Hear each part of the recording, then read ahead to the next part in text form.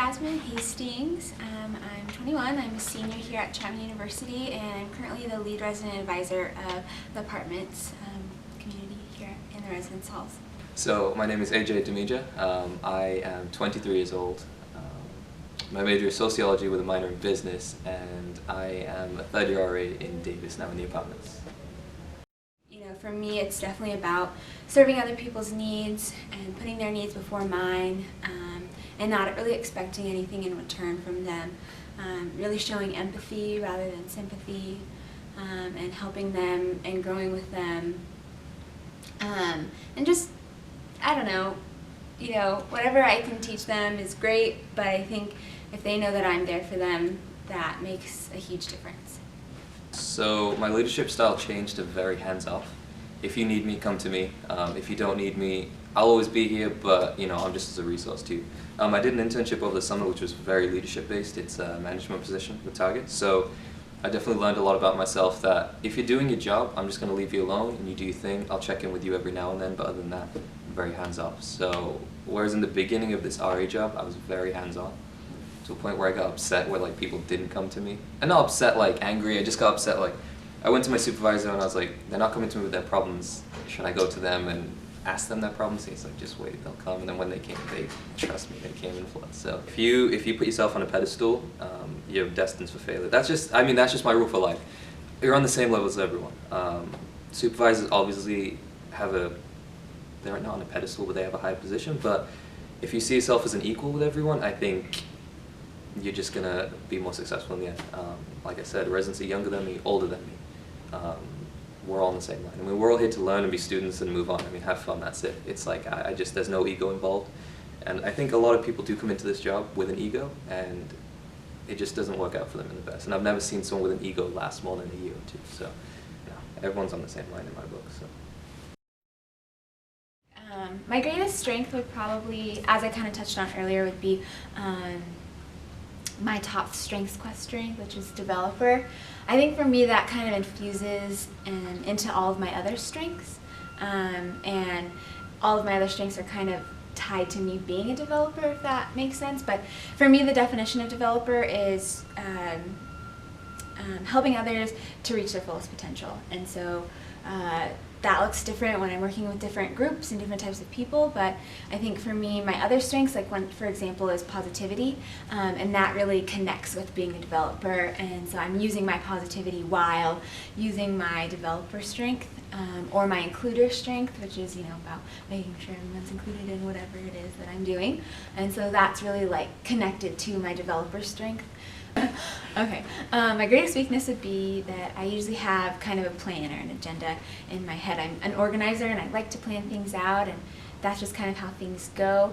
And so for me, my greatest weakness in that aspect would probably be that I don't take, when things don't quite go the way that I expect, I don't take it all too well.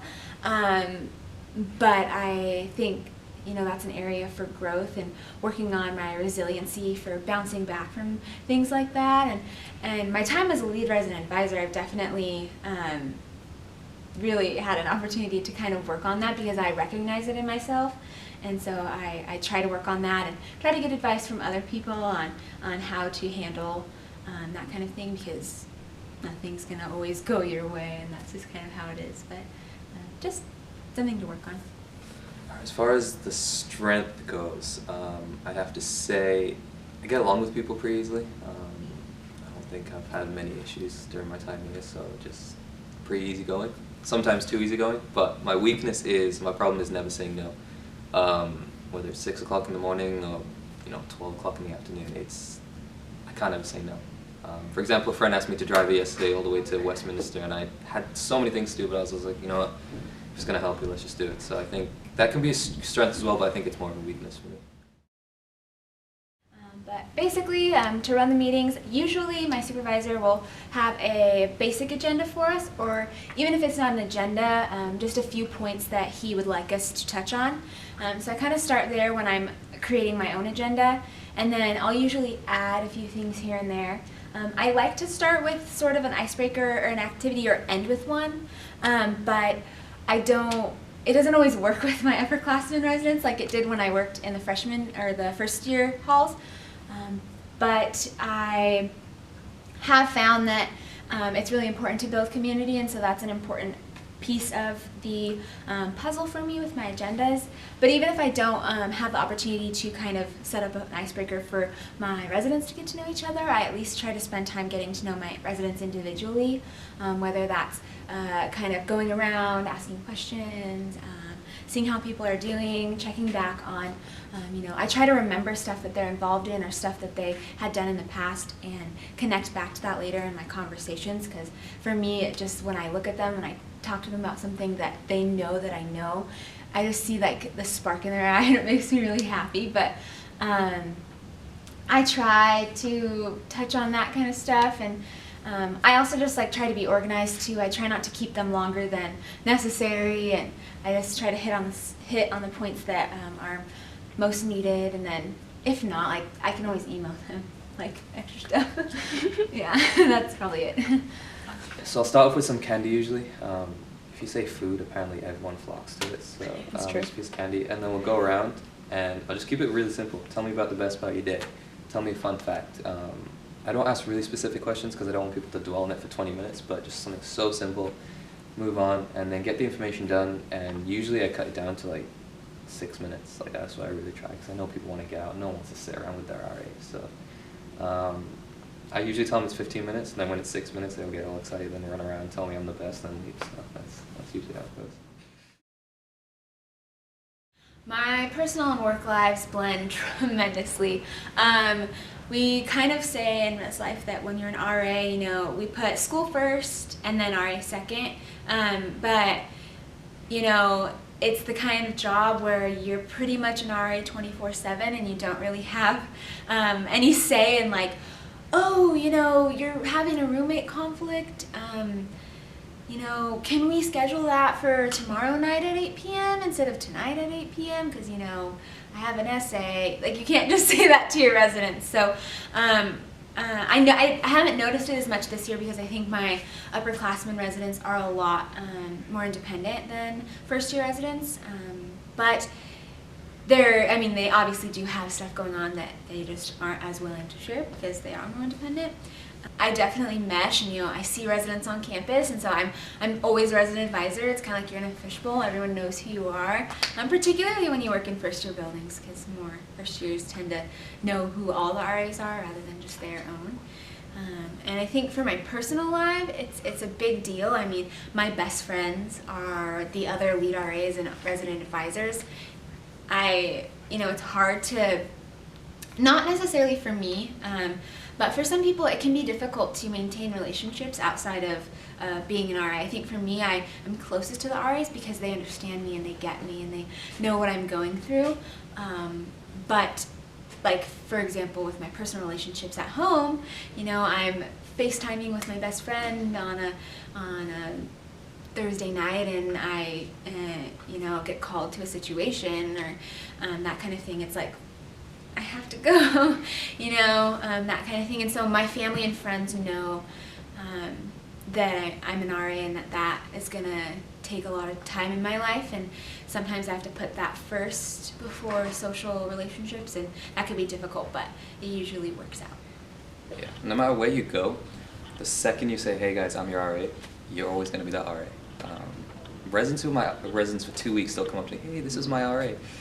Not the best thing in the world, but it's just like, all right, fine. So no matter what you do, this RA job is always going to impact you personally. So you might be walking, I've been around at 7 a.m. and seen something, an incident happen.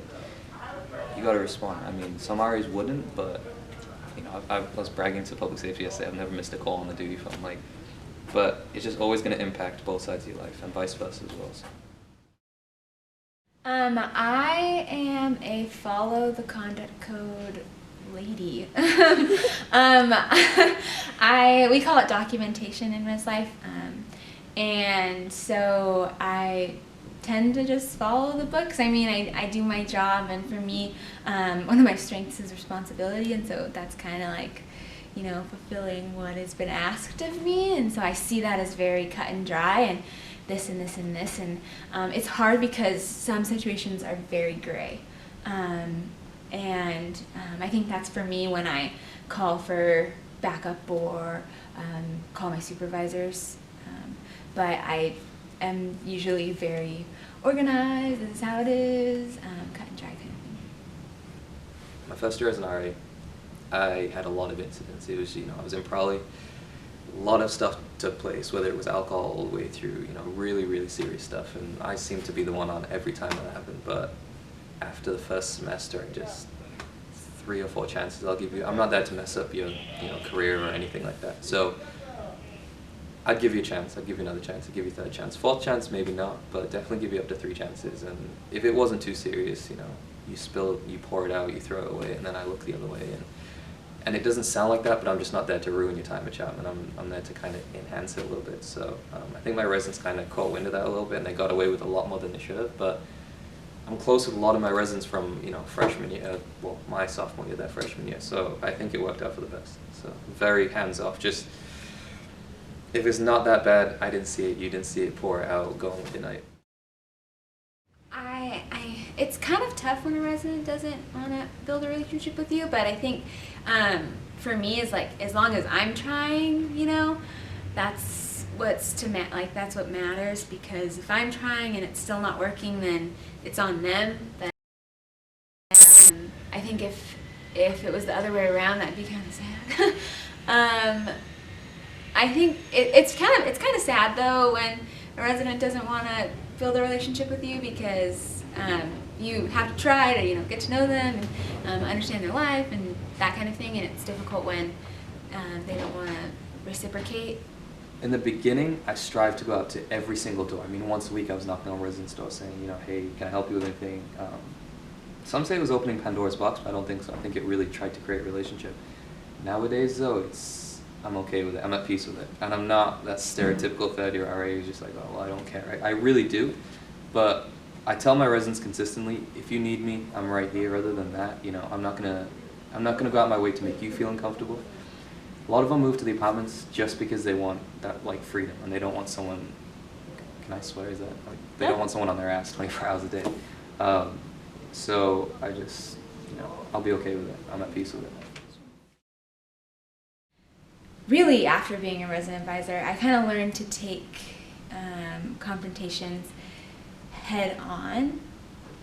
And sometimes I don't necessarily know how to approach someone if they're not a close friend or a family member or so forth. But when it's someone that's close to me and I have a generally positive relationship with and I know them pretty well, it's easier for me to address the conversation there.